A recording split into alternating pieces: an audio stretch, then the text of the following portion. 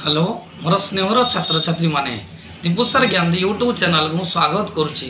आज पिला माने तुम मन गोटे सुंदर वीडियो बनई जो वीडियो रे युक्त 2 द्वितीय वर्ष बा +2 सेकेंड ईयर आर्ट्स कला विज्ञान एवं वाणिज्य समस्त पिला मानक पई जो साहित्य जो कंपलसरी एमआईएल रही मातृभाषा रही सेटार गोटे मुख्य चैप्टर अच्छी कवितार वार्ता जहाँकि सचिदानंद राउतराय द्वारा लिखित एवं से वार्ता कविताटी परीक्षार तो सुनिश्चित आसो सर्ट क्वेश्चन एवं आज पिला माने से वार्ता कवितार मु सारांश आलोचना करुछि एवं ता सहित आज तुमको बछा बछा एमसीक्यू मध्य आलोचना करिवे एवं ए 2025 जो फाइनल परीक्षा अच्छी फेब्रुआरी मासरे ताकू आखि आगे रखी विषयटी मु बनई जहाँद्वारा कि कला विज्ञान एवं धंदामूलक शिक्षा एवं कॉमर्स पिला माने मध्य समस्त उपकृत हो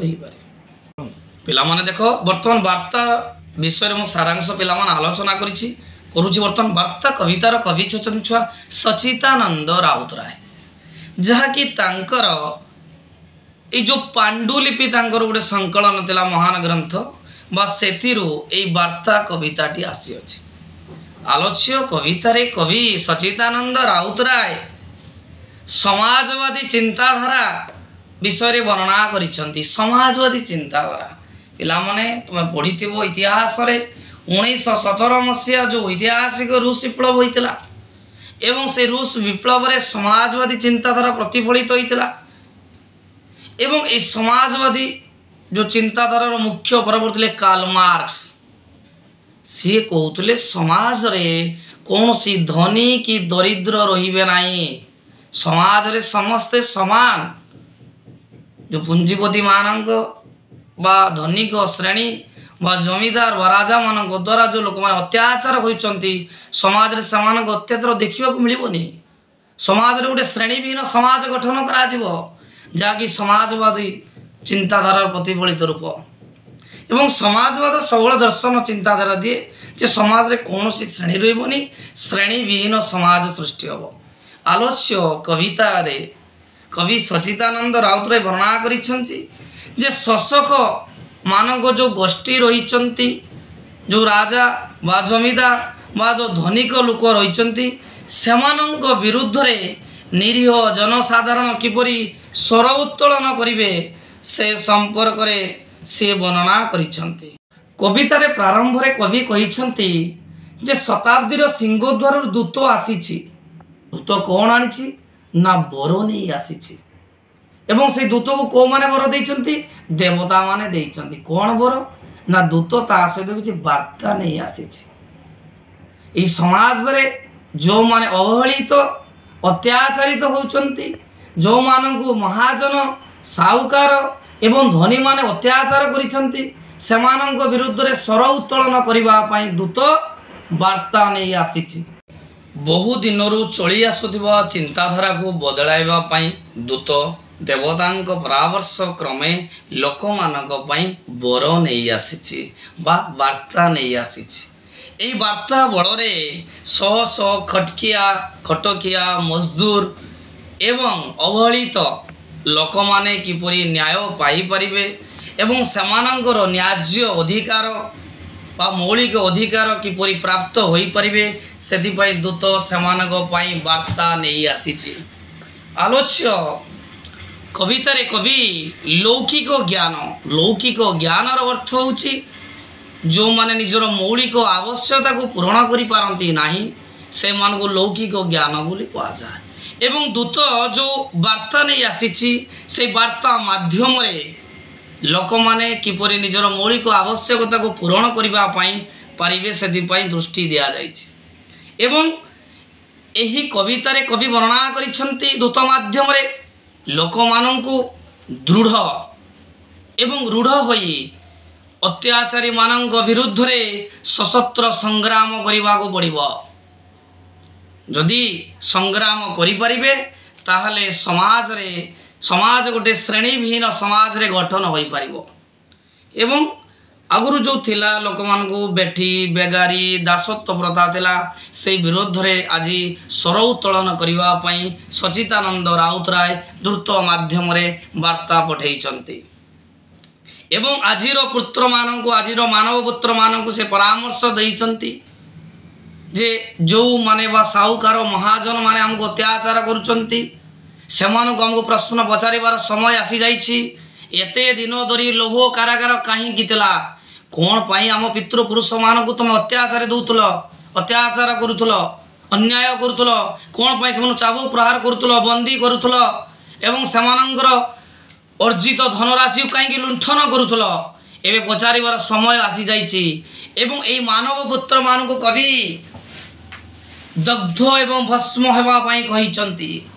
एवं दग्ध एवं भस्म होई से भस्म मध्यरु श्रेणी चेतनारूपक धर्म ग्रहण करबा पाई कहिचंती एवं से धर्म ग्रहण कले समाज रे उच्च नीच धनी दरिद्र कौनसी स्थान रहिबो नाही समाज गोटे श्रेणी विहीन समाज रे गठन होई परिबो एवं एठारे कवि मानव पुत्र को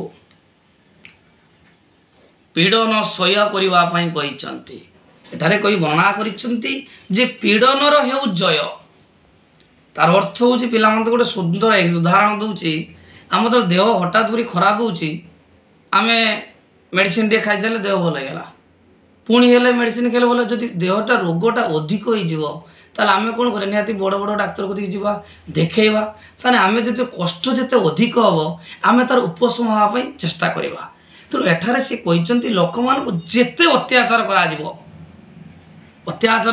अन्याय करा ताहापरे लोक माने से अन्याय विरुद्ध रे सशस्त्र संग्राम करिवे एवं अन्याय को मूलरू शेष करदेवे से कवि पीड़नर हेउ जय बोली कहिचंती एवं से पीड़न को मूलोत्पाटन करबा पई वर्णना करिसंती जोटे गछ जदि थिबो गछ को आम चेरु छुआ मारिदेबा गछ उठी पारिबो ना जदि गदार भाणीदेबा पुणी गछ जन्म होइकी चलिबो बढ़ी चलिबो ता शाखा विस्तार कर चलिबो तेणु पीड़न को मूलोत्पाटन करने कवि परामर्श देइचंती तेणु आलोच्य कवितार कवि दूत माध्यम भविष्यतर वार्ता पठेइचंती एवं दूत जी कि शताब्दीर सिंहद्वार दूत जो वार्ता नहीं आसी से वार्ता कौन रही ना जो दीर्घ दिन धरी अवहेलित रही आसी मनीष मानक भविष्यतर बंचिबार और जीवन जीवार संभावना नहीं वार्ता धरी दूत आसी एवं एठारे कवि वर्णना करिसंती मानव पुत्र मानकु जे स्वयं परि प्रतिशोध नवाई कहिसंती एवं ताहाको महाधर्म बोली कहिसंती जो माने आम पूर्वपुरुष मानक अत्याचार करिसंती आमे सेमानक विरुद्ध रे सशस्त्र संग्राम करिबा एवं आम निजर अधिकार को आमे जोर जबरदस्त छड़ाई आनिबा जोर जार मूलकता जदि आम निज अधिकार को आमे निजे छड़ाई आनिबा ताले समाज रे गोटे श्रेणी भिन्न समाज गठन हो पारिबो एवं आउ केही काहारी द्वारा शासित हेबो नाही समाजवाद सरकार प्रतिष्ठा हो एटा होची वार्ता कवितार सारमर्म एबे पिला माने आमे प्रबंधु कवितार सारमर्म आलोचना कले एबे यार आमे शॉर्ट क्वेश्चन छो आलोचना करबा पिला माने देखो प्रथम क्वेश्चन अछि शताब्दीर सिंहद्वार भविष्यतर वार्ता किए आनिछि प्रथम होची दूत ना डाकवाला ना मेघ पारा ना उत्तर होची छुआ दूत कवि मानव शिशु को किपरि जागृत होगा परामर्श देइचंती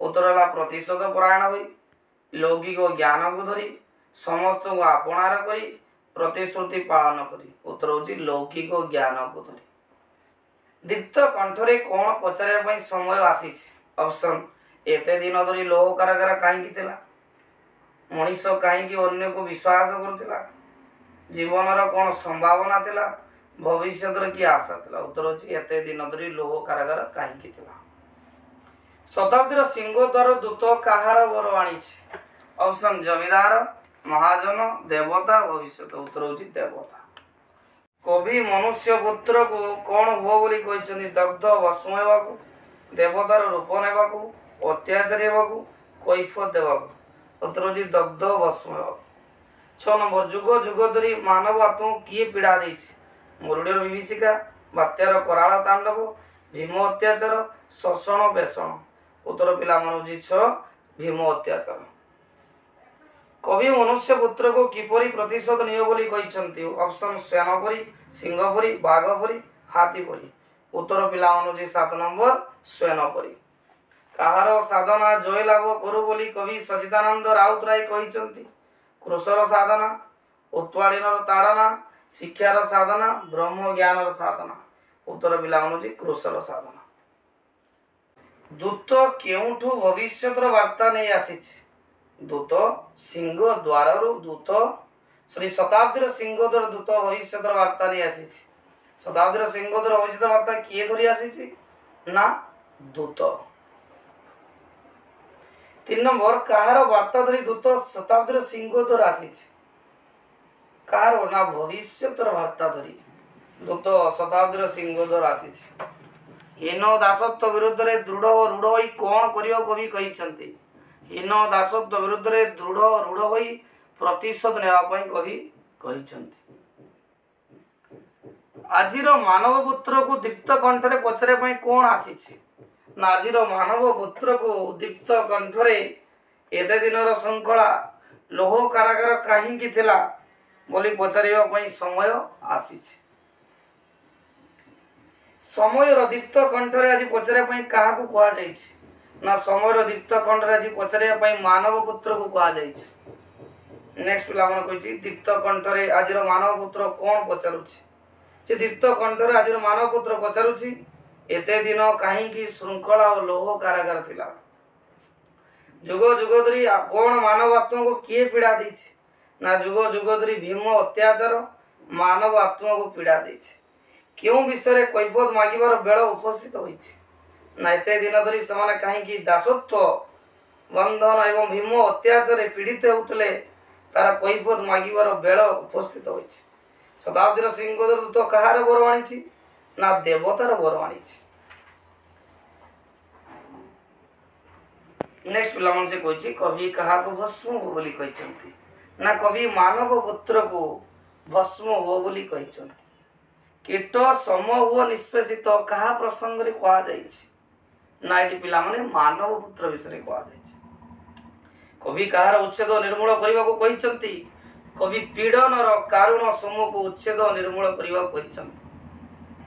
कहा परि प्रतिशोध नेबा को कवि प्रवार्ता आइछंती? ना स्वेन परि प्रतिशोध नेबा को कवि प्रवार्ता आइछंती। 15 नंबर क्वेश्चन भस्म मध्यरु की दीक्षा लाभ करबा पई कवि उपदेश देइछंती? भस्म मध्यरु श्रेणी चेतनारूपक दीक्षा लाभ करबा पई कवि उपदेश देइछंती। 16 नंबर क्वेश्चन छ कवि कहार जय बोली कहिसंती? ना कवि पीड़नर जय हो बोली कहिसंती। पिला मन देखो वीडियोटी जे तुमको भलो लागिता निश्चय लाइक करिवो, शेयर करिवो एवं सब्सक्राइब करिवो।